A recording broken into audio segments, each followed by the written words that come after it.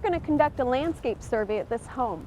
The purpose of the landscape survey is to identify the positive and negative features in the landscape and to take an inventory of the existing conditions, what's already here, what plants are here, and where might we need to make some corrections or alterations. Joining me today is Tammy Crable, our Studio Gardens manager and a graduate of the OSU Landscape Contracting Program. Thanks for joining me today, Tammy. Thanks, Kim. Now, what do we need to get started with our survey? Well, first of all, it's handy to have a piece of graph paper and a notebook. And we're just going to go around the property. This already has sketched on it pretty much the property line, the placement of the house on it, the driveway, walkways, the beds that are here, and the trees. It doesn't have to be exact. This is just giving us an idea to get started. So then we can take this around the property and mark the good and bad features. Okay, and as we're doing this, we want to make sure on the house sketch that we put where the doorways are, the windows, maybe even a floor plan, just so you have an idea and connect the inside to the outside. It's a good idea to see, know what you look at through the window. So. And another thing that we'll want to put on our plan, we want to call Oki and have all the utilities marked so that we know where they are right from the start when we're planning. Right, stay out of trouble. Okay, well, let's get started. Okay, thanks.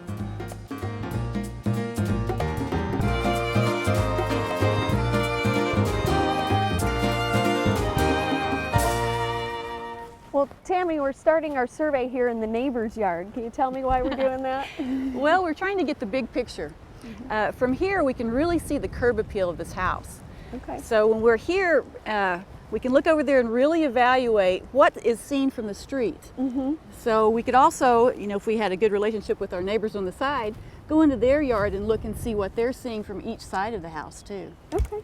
And so some of the things we're seeing here, you've pointed out the large tree right in front of my doorway. Right in front of the door. I know you don't want to hear that, but yes, from here there is this big tree right in front of the doorway, and I'm sure at one point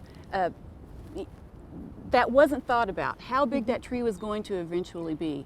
There are two trees there that are really too close together, and it's really blocking the entrance to your home. Okay. So. Another thing we can see from here is the drainage from the neighbor's house. Yeah, the drainage has been a problem, and with all the rain, we've been really able to see where it collects. And there's certainly signs in the landscape where there's a lot of bare soil exposed. That's where the water's pooling up.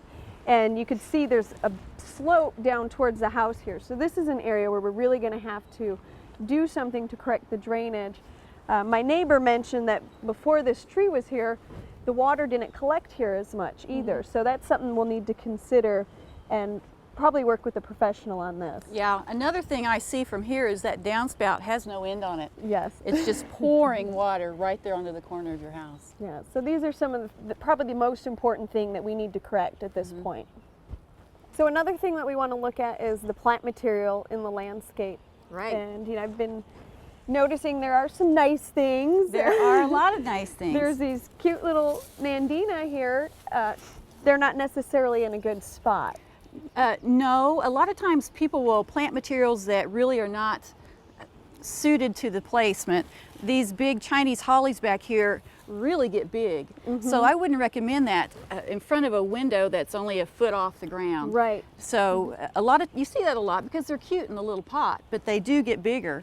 So they're really not in the right place. The Nandinas, I'm not sure why they're out here, but they'd be easy enough to move to another place in the garden. Yeah, and another point with the hollies, there's a couple more here that hang halfway over the sidewalk, and they were nice and small when they were planted, I'm sure, but we see this a lot. They just outgrow their spot. Right, and while we made this little plan earlier, so while we're looking at the garden, we want to point out, make notes for all these things on the plan. And your notebook there, you could just put a number or something on your plan and then really go into detail on why you don't like it there, or why it's good, how healthy it is, you know, if it's in the way of the pathway and things like that. Okay, and some of the other plants that we noticed, there's a really nice crepe myrtle that's in good shape, but it's being swallowed by Photinia. Yeah. And the apple tree that's just almost dead. So that's something we're going to have to remove. Right. Of course, there's nice shade trees in the back, and that's a good feature, and we want to make sure that we take note of that as well. Right, especially it's in a good place for a patio, so that's always nice to have shade there. When we're talking about the amount of sun that an area receives, sometimes there's a little bit of confusion. What is full sun? What is shade? So as a general guideline, an area is considered to be in full sun if it receives 6 or more hours of direct sunlight per day. A shady spot receives less than 4 hours of direct sun per day.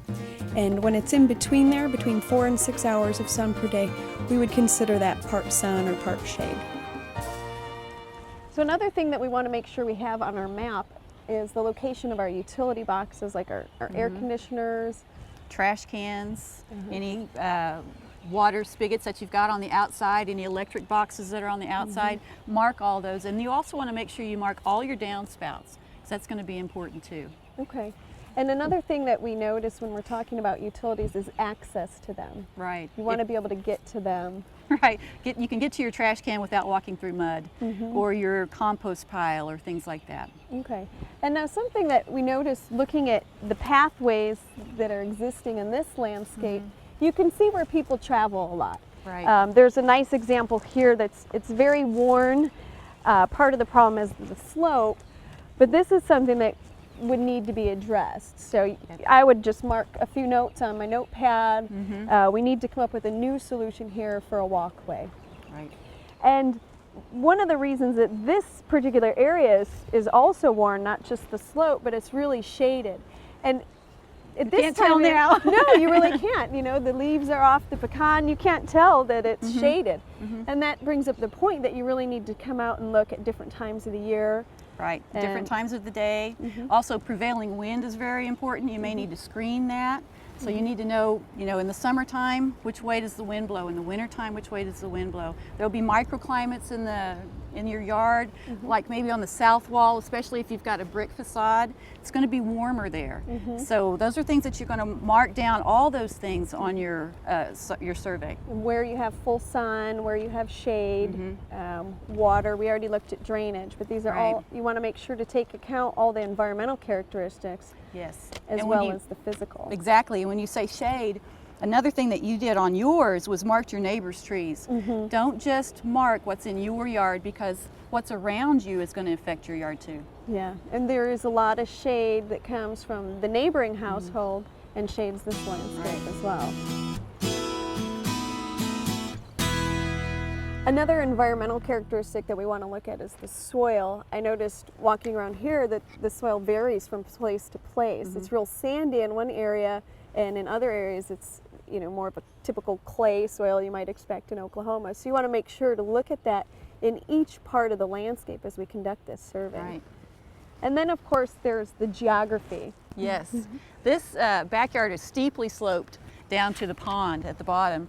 So that's something you need to mark on your plan so that you know what's happening, where you might want to do some terracing or something like that to take care of the slope.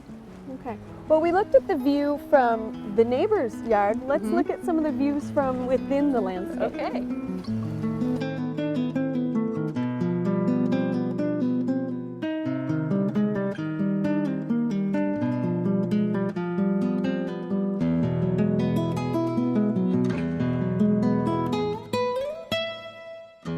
When we're looking at the views, it's kind of like what we did with the plant material. We want to identify the positive and negative aspects in the landscape. And the patio area is a nice place to do that from. As we look out, sometimes you might have a nice specimen tree or something that would be a good view, but it's not always in your landscape.